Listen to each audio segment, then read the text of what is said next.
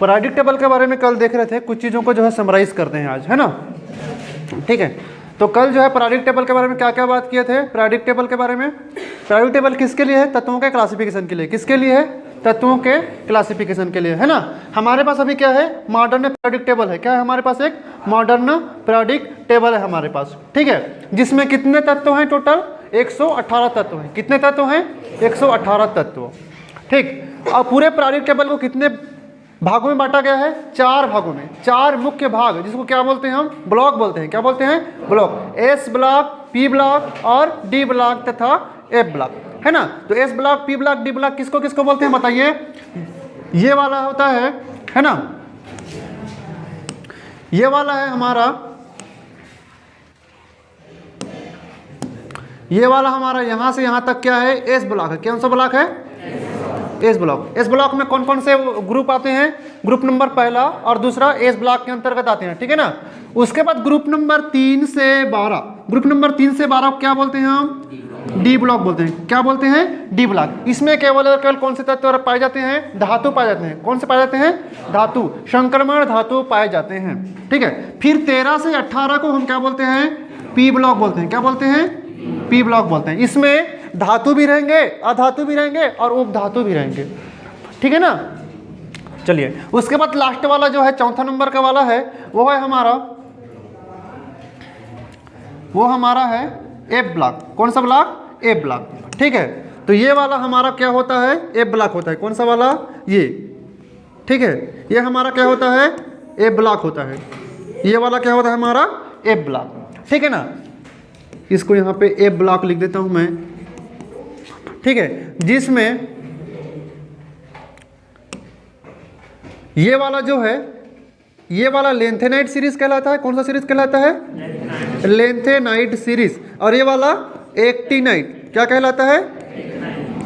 Actinide, है ना। क्योंकि इसका जो पहला तत्व है कौन सा है? लेंथेनम है। कौन सा है? लेंथेनम। इसका पहला तत्व क्या है? एक्टिनियम, ठीक है ना। अब चलिए थोड़ा सा और कुछ खास बातों के बारे में बात करते हैं।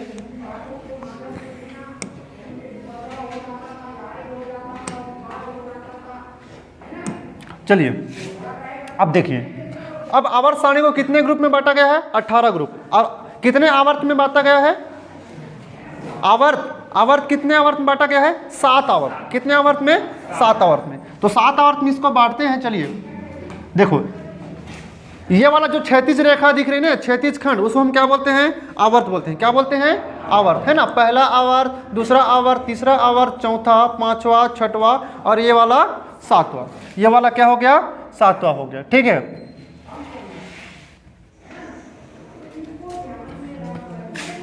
ये वाला क्या हो गया?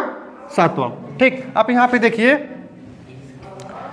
यहाँ पे एक चीज और देखिए आप लोग, यहाँ पे देखिए, ये वाला भी छठवां का भाग है। कौन सा वाला?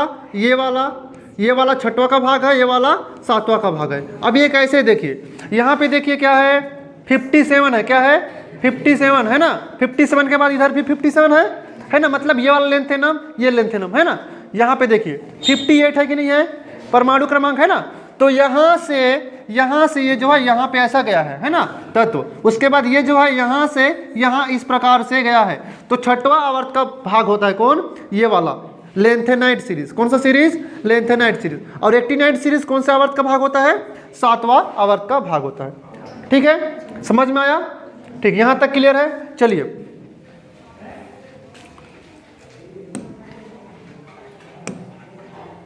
अब देखिए, अब प्रत्येक ग्रुप के बारे में बात करते हैं, चलो, है ना।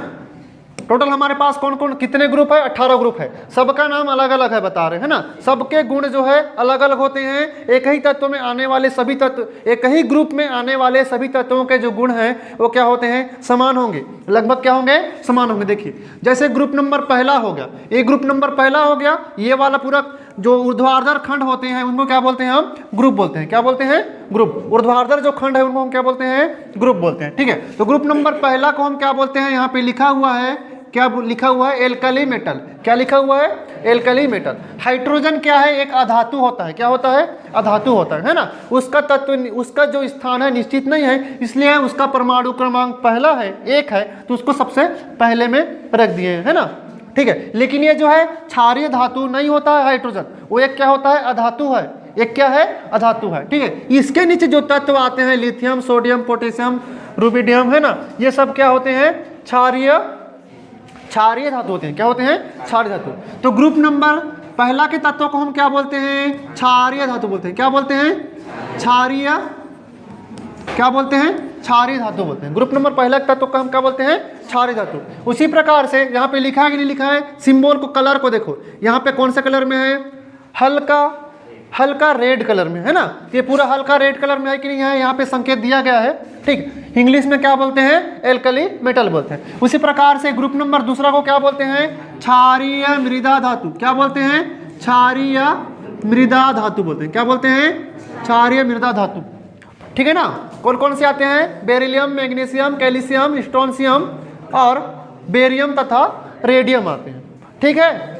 अब देखते हैं, देखो कौन से कलर में है, ये येलो कलर में है कि नहीं, यहाँ पे alkaline metal, alkaline earth metal. क्या, एल्कलाइन अर्थ मेटल, मतलब अर्थ का मतलब है मृदा से है, अर्थ का मतलब मृदा से, ये जो है भूपर पट्टी में पाए जाते हैं, इसलिए इसको क्या बोलते हैं, अर्थ मेटल, है ना, क्षारीय मृदा धातु, ठीक। अब देखो तीन, ग्रुप नंबर 3 से 12 के बीच को हम क्या बोलते हैं, डी ब्लॉक बोलते थे। क्या बोलते थे, डी ब्लॉक, है ना। इन तत्वों को हम क्या बोलते हैं, संक्रमण तत्व बोलते हैं। कौन सा तत्व बोलते हैं, संक्रमण तत्व या ट्रांजिशन मेटल बोलते हैं। क्या बोलते हैं, ट्रांजिशन मेटल बोलते हैं। क्या बोलते हैं, ट्रांजिशन मेटल। क्या बोलते हैं, ट्रांजिशन मेटल, ब्लू कलर में है, ठीक। अब देखिए, अब ग्रुप नंबर, अब यहाँ पे देखिए, देखो इनको देखो थोड़ा सा, है ना, जिंक, कैडमियम और मरकरी को, जिंक, कैडमियम और मरकरी को।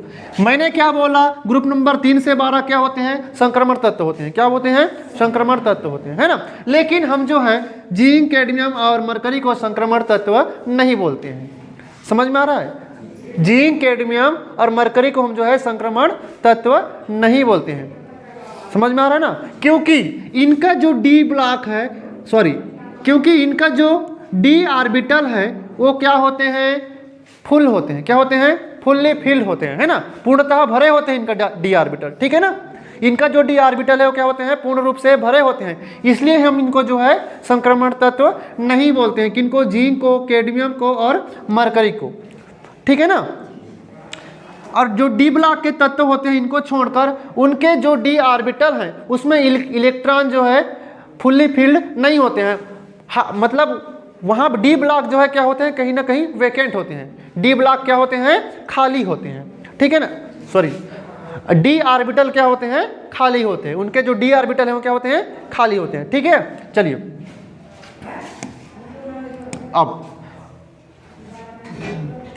अब बात करते हैं ग्रुप नंबर 13 को। ये वाला पी ब्लॉक है। ग्रुप नंबर 13 से 18 क्या होता है, पी ब्लॉक होता है। क्या होता है, पी ब्लॉक, ठीक है। तो 13 के तत्वों को हम क्या बोलते हैं, पहला तत्व कौन है, बोरान है, इसलिए इसका नाम क्या है, बोरान फैमिली। क्या है, क्या है, बोरान फैमिली या बोरान परिवार। कौन कौन से तत्व आते हैं, बोरान, एल्यूमिनियम, गैलियम, इंडियम और थैलियम, ठीक है ना। और क्या है, एक लास्ट वाला नया तत्व क्या है, निहोनियम है। क्या है, निहोनियम, ठीक है ना। उसके बाद ग्रुप नंबर 14 के तत्वों को हम क्या बोलते हैं, कार्बन परिवार। क्या बोलते हैं, कार्बन परिवार। इसका पहला तत्व क्या है, कार्बन है, इसलिए इसका नाम क्या है, कार्बन परिवार, ठीक है। लिख दूं कार्बन परिवार की, लिखने की आवश्यकता नहीं है, समझ में आ रहा है ना, कार्बन परिवार करके। चलिए, तो कौन कौन से तत्व आते हैं, कार्बन, सिलिकॉन, जर्मेनियम, टीन और लेड, है ना। उसके बाद क्या है, फ्लेवोरियम, फ्लेरोवियम, क्या है, फ्लेरोवियम है, ठीक। उसके बाद ग्रुप नंबर, अब यहाँ पे खास बात देखिए, ग्रुप नंबर 15 के तत्वों को हम बोलते हैं नाइट्रोजन परिवार, क्योंकि पहला तत्व क्या है, नाइट्रोजन है ना। लेकिन इसका एक स्पेशल नाम है, वो नाम क्या होता है, साइनोजन। क्या होता है, साइनोजन या निकोजन बोलते हैं। साइनोजन या फिर क्या बोलते हैं इसको, निकोजन बोलते हैं। क्या बोलते हैं, निकोजन। और इस निकोजन का अर्थ क्या होता है, इस निकोजन का अर्थ क्या होता है, गंध उत्पन्न करने वाला, स्मेल प्रोड्यूसिंग। क्या, स्मेल प्रोड्यूसिंग, क्या होता है, स्मेल प्रोड्यूसिंग होता है। क्या होता है, स्मेल प्रोड्यूसिंग ग्रुप, गंध उत्पन्न करने वाले यौगिक बनाते हैं ग्रुप नंबर 15 के तत्व, ठीक है ना।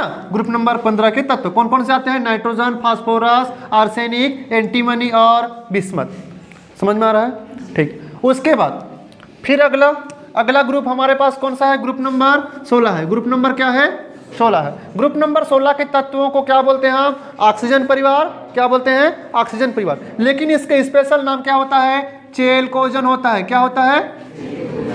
चेलकोजन। और चेलकोजन का मतलब क्या होता है? और फॉर्मिंग। क्या होता है? और फॉर्मिंग ग्रुप, या फिर हिंदी में क्या बोलते हैं?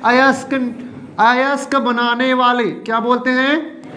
अयस्क बनाने वाले। क्या बोलते हैं? अयस्क बनाने वाले ग्रुप। तो ग्रुप नंबर 16 के जो तत्व होते हैं वो अयस्क बनाते हैं, अयस्क में पाए जाते हैं। समझ में आ रहा है? ठीक है। कौन कौन से हैं? Oxygen, sulphur, selenium, tellurium, polonium और लिवरमोरियम। ठीक है ना। इस प्रकार से अब फिर अगला जो ग्रुप है हमारे पास, वो ग्रुप कौन सा है? ग्रुप नंबर 17 है। ग्रुप नंबर क्या है? 17। इसको हम क्या बोल सकते हैं? फ्लोरीन परिवार भी बोल सकते हैं, लेकिन इसका जो स्पेशल नाम है वो क्या है? हेलोजन है। क्या है? हेलोजन ग्रुप बोलते हैं। क्या बोलते हैं? Halogen group. और हेलोजन का मतलब क्या होता है? Salt farming group. क्या बोलते हैं? Salt farming group. साल्ट मतलब लवण, मतलब लवण बनाने वाले। क्या बोलते हैं इसको? लवण बनाने वाले, है ना। एग्जाम्पल के लिए क्या होता है हमारे पास? नमक होता है कि नहीं होता है? NaCl। इसमें क्लोरीन है कि नहीं है? और क्लोरीन ग्रुप नंबर 17 का तत्व है कि नहीं है ना। तो इस प्रकार से ये किसका निर्माण करते हैं? लवण का निर्माण करते हैं ग्रुप नंबर 17 के तत्व। उसके बाद हमारे पास अगला और लास्ट जो ग्रुप है, ग्रुप नंबर 18। कौन सा? Group number 18। क्या? Group number 18। ग्रुप नंबर 18 के तत्व को हम बोलते हैं नोबल गैस। क्या बोलते हैं? Noble gas. क्या बोलते हैं? Noble gas. पहले इसको अक्रिय गैस या इनर्ट गैस भी बोला जाता था, लेकिन इसके कुछ तत्व जैसे आर्गन वगैरह जो है ना, आर्गन या फिर जिनान जो है, कभी कभी क्रिया करते हैं, रासायनिक अभिक्रिया में भाग लेते हैं, तो इसको जो है इनर्ट गैस या अक्रिय गैस कहना उचित नहीं है, बल्कि हम इसको क्या बोलते हैं? उत्कृष्ट गैस बोलते हैं। क्या बोलते हैं? उत्कृष्ट गैस या नोबल गैस। ठीक है। और इसको हम जीरो ग्रुप भी बोलते हैं, कभी कभी क्या बोलते हैं हम? Zero group. ठीक है ना। तो जीरो ग्रुप बोला तो आपको जो है याद रहना चाहिए नोबल गैस का बात कर रहा है। और सबसे खास बात इस ग्रुप का जो तत्व हैं उनका इलेक्ट्रॉनिक विन्यास करके हम देखें तो उनका जो अष्टक है पूरी तरह पूर्ण होता है ना। इन तत्वों का जो अष्टक है इलेक्ट्रॉनों से पूर्णतः पूर्ण होते हैं। ठीक है ना। नोबल गैस का जो अष्टक है वो क्या होता है? पूर्ण होता है। और अष्टक पूर्ण है तो वो क्या है? ऑलरेडी स्थायी है। ऑलरेडी क्या है? स्थायी है, स्वतंत्र है, उसको दुनिया से कोई मतलब नहीं है। समझ में आ रहा है ना। उसको दुनिया से कोई मतलब नहीं है, वो रासायनिक अभिक्रिया में भाग नहीं लेता है, ना ही अणु का निर्माण करता है। समझ में आ रहा है। अष्टक पूर्ण है इसलिए पहले से वो क्या है? स्थायी होता है। ठीक है। आगे हम इलेक्ट्रॉनिक विन्यास करेंगे सभी तत्वों का तो समझ में आएगा, है ना। चलिए, हो गया। चलिए, तो समझ में आया कि नहीं आया बताइए तो। आया ना। ठीक। तो लेंथेनाइट वाला सीरीज समझ में आया कि नहीं आया, है ना। तो लेंथेनाइट क्या होता है? लेंथेनम के क्या होता है? परिवार होता है। लेंथेनम परिवार होता है कह सकते हैं ना। और एक्टिनाइट सीरीज मतलब एक्टिनियम परिवार होता है। ठीक है। ये भी कौन से आवर्त क्या, ये कौन से आवर्त क्या आते हैं? छठवें आवर्त। ये छठवें आवर्त का ये वाला 7वें आवर्त का भाग होता है। ठीक है। ये वाला 7वें आवर्त का भाग होता है ये वाला। ठीक है ना। इस प्रकार से चलिए, याद करने के तरीके आप लोग को बताया गया है। ठीक है ना। 10वीं वाले आप लोग को याद करने के तरीके आते हैं? नहीं आते हैं ना। ठीक है। चलो, कभी नेक्स्ट क्लास में इसको हम बताएंगे। आज कुछ आगे हम बात कर लेते हैं आवर्त सारणी का इतिहास। क्या बात कर लेते हैं? आवर्त सारणी का इतिहास।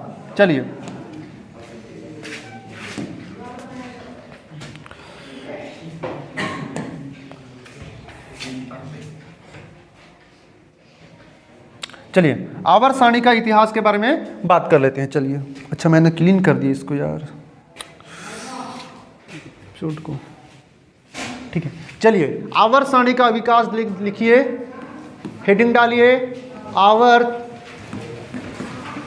सारणी का, ठीक, क्या बोलेंगे इसको हम?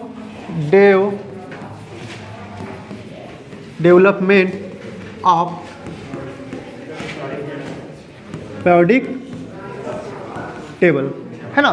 देखो पीरियोडिक टेबल किसके लिए है, किसके लिए है, तत्वों के लिए। किसके लिए है, तत्वों या एलिमेंट्स के लिए। किसके लिए है, तत्वों या एलिमेंट्स के लिए। हमारे पास कितने तत्व हैं, 118 तत्व हैं, 118 ज्ञात तत्व हैं। क्या सभी तत्वों का गुण जो है समान होगा, क्या सभी तत्वों का जो परमाणु क्रमांक है समान है, क्या नहीं है ना कहीं सब तत्व अपने आप में क्या है, डिफरेंट है।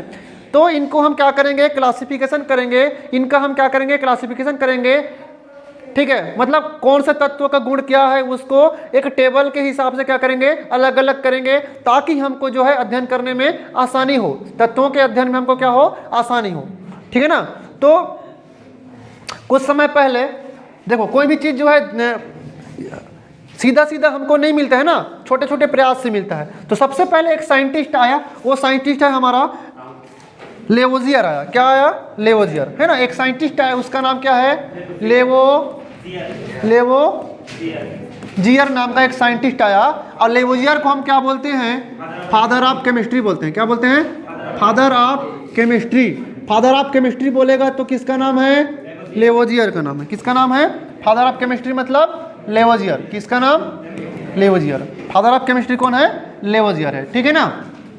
चलिए तो लिखिएगा हेडिंग, लेवोजियर क्लासिफिकेशन। किसका क्लासिफिकेशन,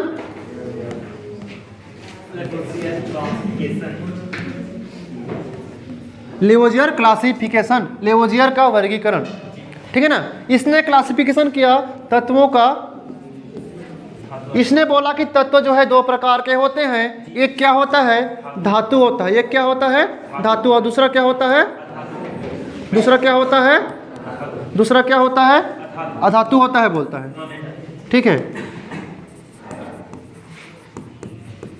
अधातु, धातु मतलब मेटल, इंग्लिश में हम इसको मेटल बोलते हैं, इसको नॉन मेटल कहते हैं, ठीक है। अब इसको उसने परिभाषित किया। धातु वे तत्व हैं जो इलेक्ट्रॉन त्यागने की प्रवृत्ति रखते हैं। उसने बोला कि धातु वे तत्व हैं जो इलेक्ट्रॉन त्यागने की प्रवृत्ति रखते हैं, और अधातु वे तत्व हैं जो इलेक्ट्रॉन ग्रहण करने की क्या करते हैं, प्रवृत्ति रखते हैं, है ना। तो जैसे कि हमारे पास क्या कोई तत्व है सोडियम, ये क्या करेगा, इलेक्ट्रॉन को त्याग देता है। क्या करता है, इलेक्ट्रॉन को त्यागता है और क्या बनाता है, धनायन बनाता है ना। तो लेवोजियर ने बोला था, लेवोजियर ने बोला कि धातु वे तत्व है जो इलेक्ट्रॉन को त्यागने का प्रवृत्ति रखता है तथा धनायन बनाता है, ठीक है ना। इस प्रकार से कौन बोला, लेवोजियर बोला, ठीक है ना।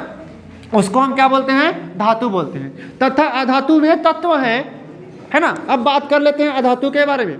तो लेवोजियर ने बताया कि अधातु वे तत्व हैं जो इलेक्ट्रॉन को क्या करता है, ग्रहण करता है ना। जैसे हमारे पास कोई अधातु है फ्लोरीन, क्या है, फ्लोरीन। फ्लोरीन एक इलेक्ट्रॉन को ग्रहण करेगा तो क्या बनाएगा, फ्लोरीन माइनस आयन। क्या बनाएगा, फ्लोरीन माइनस आयन, है ना। तो सीधा सीधा मतलब है धातु जो है इलेक्ट्रॉन को त्यागते हैं और अधातु क्या करते हैं, इलेक्ट्रॉन को ग्रहण करते हैं, है ना। धातु जो है इलेक्ट्रॉन को निकालने की प्रवृत्ति रखते हैं और अधातु जो है इलेक्ट्रॉन को ग्रहण करने की प्रवृत्ति रखते हैं। समझ में आ रहा है कि नहीं आ रहा है, आ रहा है ना। चलिए इतना हो गया, नेक्स्ट करते हैं, चलिए ठीक। अब दूसरा साइंटिस्ट आया, दूसरा साइंटिस्ट कौन आया, प्राउस्ट आया। कौन आया, अच्छा एक चीज और, जो लेवोजियर है वो कहीं ना कहीं क्या हो गया, उसका जो क्लासिफिकेशन है कहीं ना कहीं क्या हो गया, रद्द हो गया, फेल हो गया, है ना। क्यों फेल हो गया, उसने शुरू में नहीं सोचा कि धातु और अधातु के बीच का भी कोई हो सकता है ना। उसने केवल क्या बोला, तत्व दो प्रकार के होते हैं, धातु और अधातु, है ना। लेकिन ये भी तो हो सकता है ना कि कुछ तत्वों में धातु का भी गुण और अधातु का भी गुण हो, है ना। उस मध्य तत्व को हम क्या बोलते थे, उपधातु बोलते हैं। क्या बोलते हैं, उपधातु। तो उसने उपधातु के बारे में कोई परिभाषा नहीं दिया, उस उपधातु के बारे में कुछ नहीं बताया, ठीक है ना। बाद में उसको पता चलता, ठीक है ना। तो उसका जो क्लासिफिकेशन है वो क्या हो जाता है, रद्द हो जाता है। उसके बाद एक अगला जो क्लासिफिकेशन है वो देता है प्राउस्ट। कौन आता है, प्राउस्ट। प्राउड्स हाइपोथेसिस, इसको हम बोलेंगे प्राउड की संकल्पना। प्राउट की संकल्पना। इसने क्या बोलता है, ये बोलता है कि सभी तत्व जो है हाइड्रोजन परमाणु से मिलकर बने होते हैं। क्या बोला इसने, सभी तत्व हाइड्रोजन परमाणु से मिलकर बने होते हैं। सभी तत्व क्या, सभी तत्व जो है हाइड्रोजन परमाणु से मिलकर बने होते हैं। कौन बोलता है, प्राउट, है ना। और उसने एक फार्मूला दिया, किसी तत्व का परमाणु भार बराबर होता है किसके, n इंटू एक हाइड्रोजन परमाणु का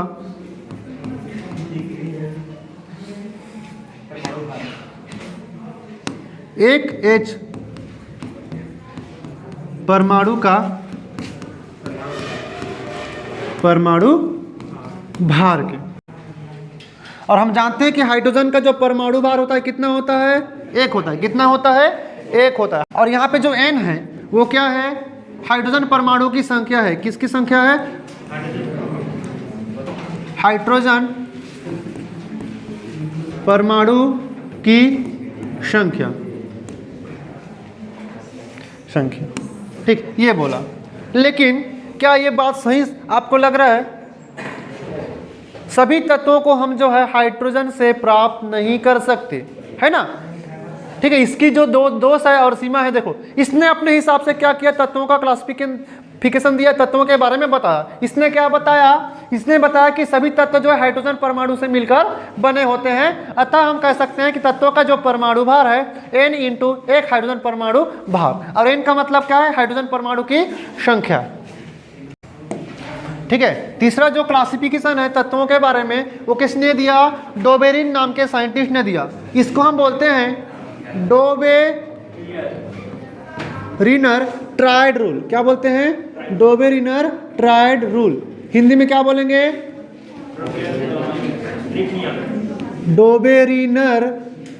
डोबेरिनर का त्रिक नियम, डोबेरिनर का त्रिक नियम। ठीक है, इसने क्या लिया, इसने क्या किया, सुनिए इधर ध्यान दीजिए। इसने क्या किया, समान गुण वाले तीन तत्वों का क्या बनाता है, वो समूह बनाता है। समान गुण वाले तीन तत्वों का क्या बनाता है, समूह बनाता है। ठीक है ना, तीन तत्वों का समूह बनाता है, उसी को हम क्या बोलते हैं, ट्रायड बोलते हैं। क्या बोलते हैं, ट्रायड। ठीक है, चलिए देखिए, जैसे हमारे पास कोई 3 तत्व लेते हैं, जैसे हमारे पास है क्लोरीन, ब्रोमीन और आयोडीन। ये तीनों अपने आप में क्या होते हैं, हैलोजन है कि नहीं है, समान गुण है सबका। ठीक है, तो इस ग्रुप को हम क्या बोलेंगे, एक त्रिक बोलेंगे। क्या बोलेंगे, एक त्रिक या एक ट्रायड। उसी प्रकार से हम लेते हैं कैल्शियम, स्ट्रोंशियम और बेरियम। कैल्शियम, स्ट्रोंशियम और बेरियम, एक ट्रायड ये वाला हो गया। उसी प्रकार से तीसरा ट्रायड है हमारा लिथियम, सोडियम, पोटेशियम। ठीक है, डोबेरिन ने क्या किया, तत्वों का समान गुण वाले तत्वों के 3 समूह बनाए। क्या किए, समान गुण वाले तत्वों के 3 समूह बनाए। इसको हम क्या बोलते हैं, इसको उसने क्या बोला, ट्रायड बोला। क्या बोला, ट्रायड या त्रिक बोला। ट्रायड या क्या बोला, त्रिक बोला। ठीक है, अब ट्रायड बनाने के बाद उसने क्या किया बताएं, डोबेरिन ने क्या बोला उसके बाद देखिए, ट्रायड में उपस्थित है ना मध्य तत्व का जो परमाणु भार है, ये वाला प्रथम तत्व है, ये मध्य वाला, या दूसरा तत्व ये वाला तीसरा तत्व है ना। तो डोबेरिन ने बोला कि मध्य तत्व का जो परमाणु भार है वो पहले तत्व और तीसरे तत्व के परमाणु भार के औसत के बराबर होता है। समझ में आ रहा है ना, पहले तत्व और तीसरे तत्व के परमाणु भार के क्या होता है, औसत के बराबर होता है। ठीक है ना, एग्जाम्पल के लिए जैसे इसी का हम निकालते हैं, इनका परमाणु भार होता है, क्लोरीन का परमाणु भार होता है 35.5, ब्रोमीन का परमाणु भार कितना होता है, 80 होता है। कितना होता है, 80। और आयोडीन का परमाणु भार कितना होता है, 127 होता है। कितना होता है, 100 दो करूँ बता क्या, हाँ आ गया। ठीक है, कितना होता है, 127 होता है किसका? आयोडीन का। ठीक है ना। अब क्या बोला देखिए, ब्रोमीन क्या है? मध्य तत्व है ना। इसका परमाणु भार कितना है? 80 है। कितना है? 80 है। तो इसका जो परमाणु भार है पहले तत्व और तीसरे तत्व के परमाणु भार के औसत के क्या होगा? लगभग बराबर होगा। क्या होगा? लगभग बराबर होगा। अब देखिए औसत निकालने के लिए क्या करेंगे? औसत निकालने के लिए क्या करेंगे? पहला तत्व क्या है हमारे पास? क्लोरीन है। दूसरा तत्व क्या है हमारे पास? आयोडीन है ना। 1 2 नीचे में 2 है ना। इसका परमाणु भार कितना है? अब देखिए 35.5 धन कितना है? 127 नीचे में 2। सॉल्व करोगे तो कितना आएगा?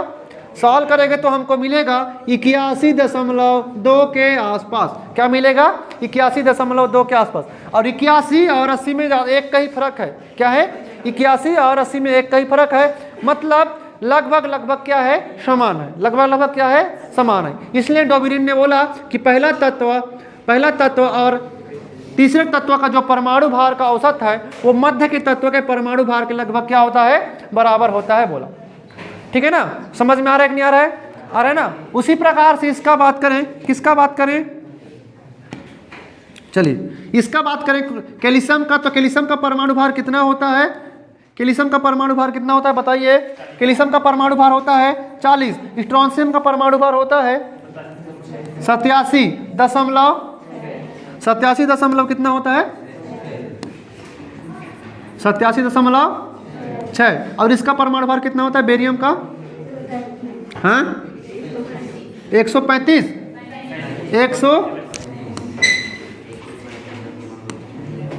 137 होता है ना। अब इनका औसत कैसे निकलेगा देखिए 40 धन 137 बटे में 2 कितना आएगा? लगभग 187 के बराबर आएगा कि नहीं आएगा? आएगा कि नहीं आएगा? लगभग आएगा हमारे पास इसका परमाणु भार 88 है ना। 88 और 187.6 में ज़्यादा का फर्क नहीं है। लगभग क्या है? बराबर है ना। तो यहाँ भी इनका कथन क्या हो रहा है? सत्य हो रहा है कि नहीं हो रहा है? हो रहा है ना। स्ट्राइड का मतलब समान गुण वाले तीन तत्वों का क्या है? समूह है। इसमें पहले तत्व का परमाणु भार तथा तीसरे तत्व का परमाणु भार का जो औसत है वो मध्य के तत्व के क्या हो रहा है? बराबर हो रहा है। क्या हो रहा है? बराबर हो रहा है। बराबर हो रहा है कि नहीं हो रहा है? हो रहा है ना। उसी प्रकार से लिथियम का परमाणु क्रमांक कितना होता है?